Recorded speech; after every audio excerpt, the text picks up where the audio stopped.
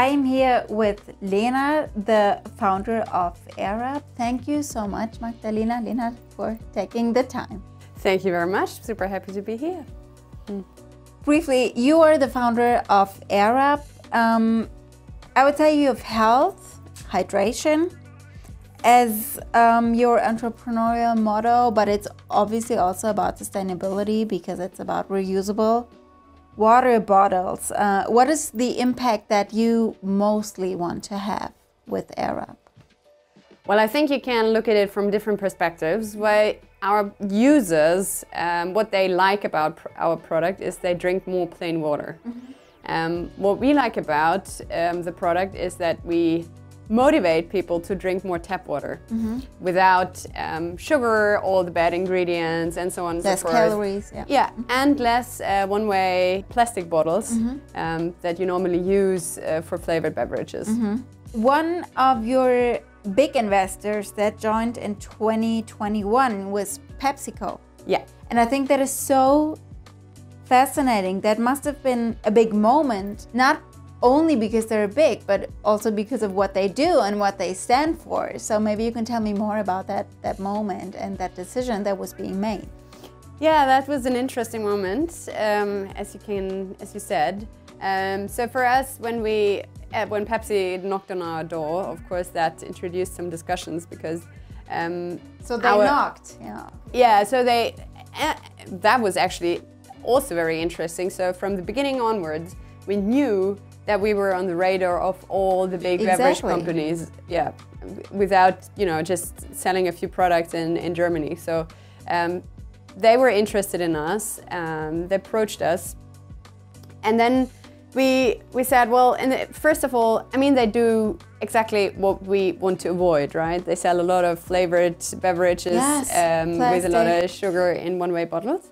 But then what we realized once talking to them, that they take a lot of invest to change that, right? Yes. So they have a huge sustainability agenda, but also health agenda. And they want to really move away by investing in companies that are already a step ahead of them, but also by improving their products themselves. So we said, okay, we have the same vision and the same mission, so there's a fit. And then, of course, also the question was, I mean, we're now in a stage where we are, if we want to make our idea big, we have to collaborate with the big companies. There's no business angel that can still do that with a private money and is willing to do that, maybe also from the other side. So, how do you overcome self-doubt and the fear of failure as an entrepreneur, like as a person, as Lena? That's a huge question. I think one of I've just recently started again a coaching, so that was always something in the beginning I very much profited from, and now wanted to take that up again because, there is so much pressure and there's so little time during your daily life that it's super hard to sometimes take a step back, reflect what's happening right now. Zoom out. Yeah, zoom out. Look at it from the distance and say, okay, this is what I have to do next, or this is where I need to develop, and this is where I need to take the next step. And also maybe sometimes, within your small bubble, everything seems super important and super scary sometimes also.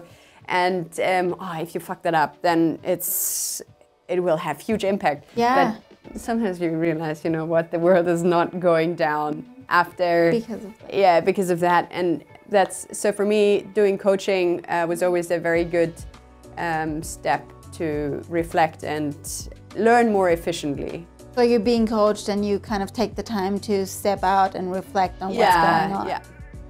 And